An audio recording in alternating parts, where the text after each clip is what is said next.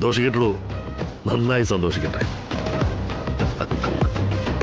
അവനിപ്പോ നമ്മുടെ മോഹവലയത്തില. ആ വലയം ഭേദിച്ച് പുറത്തു കിടക്കാനുള്ള നോക്കേണ്ട ഉത്തരവാദിത്വം അവൾക്കുള്ളതാ, സുസ്മിതയ്ക്ക്. പഴയ പ്രണയതാരങ്ങളാ, ഇതിനിടയിൽ വല്ല പ്രണയവും വർക്കൗട്ടായാൽ എല്ലാ പദ്ധതിയും പൊളി. എടോ അത് പിന്നെ തനിക്കറിയത്തില്ല.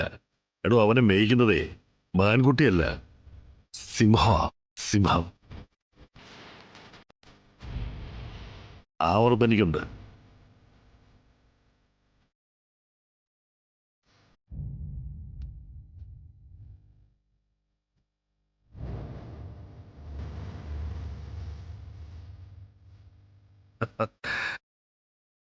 ഇനി ഇപ്പൊ എല്ലാവരും ആയല്ലോ, ഇനി നമുക്ക് നമ്മുടെ പ്രധാന ചർച്ചയിലേക്ക് കിടക്കാം.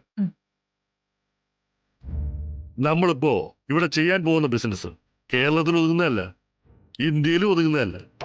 കപ്പൽ മാർഗം അങ്ങ് മലേഷ്യ വരെ പോയാലും അതിന് വലിയ അതിശയോക്തിയൊന്നുമില്ല. കാരണം നമ്മുടെ പ്രധാന പാർട്ണർ ഉപേന്ദ്രൻ അതിനുള്ള നീക്കുപോക്കൊക്കെ ഏതാണ്ട് നടത്തി കഴിഞ്ഞു. ഇനി നമുക്ക് ഈ ബിസിനസ്സിനൊരു തേരാളി വേണം, മുന്നിൽ നിന്ന് പട നയിക്കാൻ നല്ലൊരു പോരാളി പോലെ. എല്ലാം ഒത്തിണങ്ങിയ ഒരു തേരാളി. അത് മറ്റാരും അല്ല, നീ തന്നെയാടാ.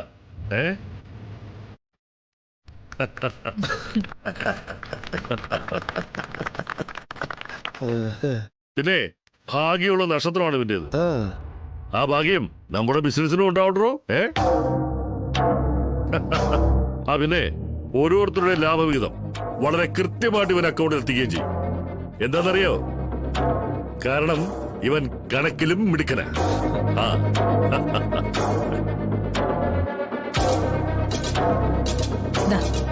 രോഹിത്തെ, നീ ഞങ്ങളുടെ കൂടെ കൂടുമ്പോ ഞാൻ നിനക്കൊരു വാക്ക് തന്നിരുന്നു. കുന്നിക്കുരുവോളം ആഗ്രഹിക്കുന്നവന് കുന്നോളം കൊടുത്ത ചരിത്രമാണ് ഞങ്ങൾക്കുള്ളത്.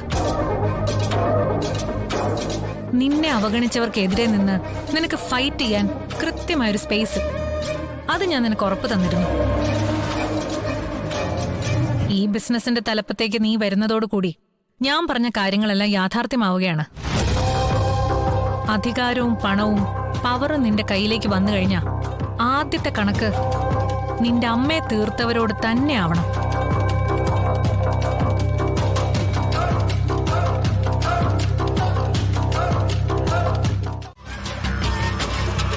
അത് ചെയ്യേണ്ടതൊരു മകന്റെ കടമയാണ്.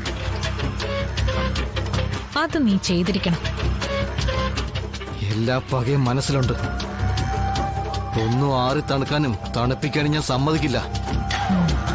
എന്നോട് ചെയ്ത ഓരോ ചതികൾക്കും എണ്ണി എണ്ണി പകരം ചോദിക്കാൻ തന്നെയാ എന്റെ തീരുമാനം. അതിനായി എനിക്കിവിടെ പലരെയും കൂടെ കൂട്ടേണ്ടതുണ്ട്.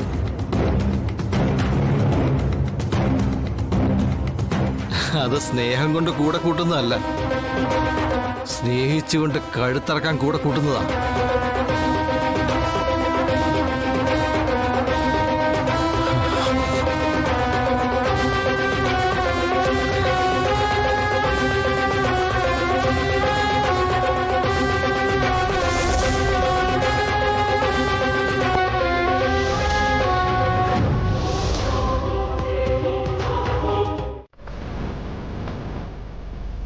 ഇവൻ എന്തായി കാണിക്കുന്നേ?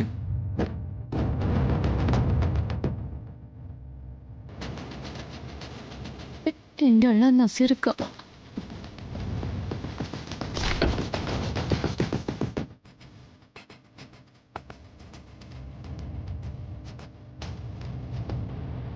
നീ ഏതാടാ?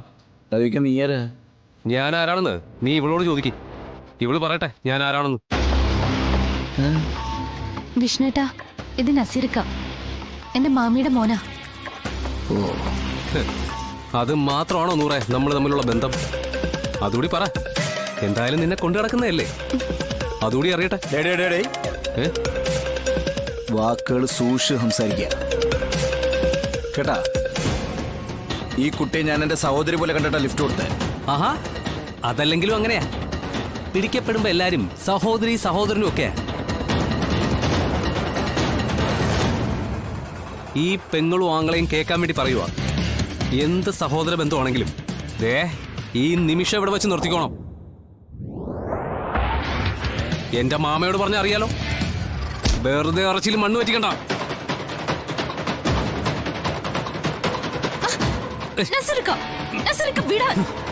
എന്തൊക്കെയാ ഈ പറയുന്നേ? ഇത് നമ്മുടെ പഴയ വീട്ടിൽ താമസിക്കാൻ വന്ന പുതിയ താമസക്കാരാ. ഇത് വിഷ്ണുവേട്ടൻ. ഞാൻ എന്റെ ഏട്ടനെ പോലെ കരുതുന്ന ആളാ.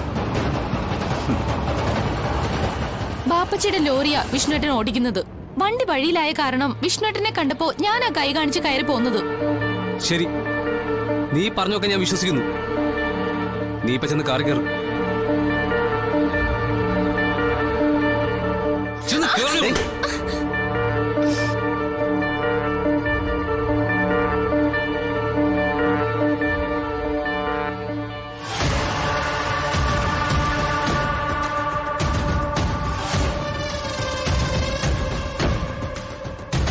നീയും അവളും പറഞ്ഞൊക്കെ ഞാൻ വിശ്വസിക്കുന്നു.